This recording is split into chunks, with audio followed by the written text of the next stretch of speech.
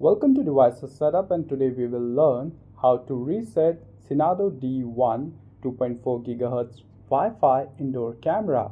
So first and foremost, make sure to plug your camera into a power outlet and let it power up, which takes around 60 seconds. Next, have a look at the back side of the camera.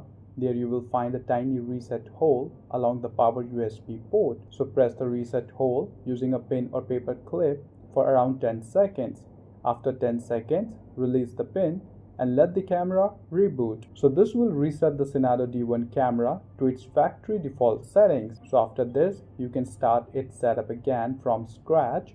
Watch video given in the description to learn how to do it. Moreover, you can also connect this camera to Alexa and Google Assistant.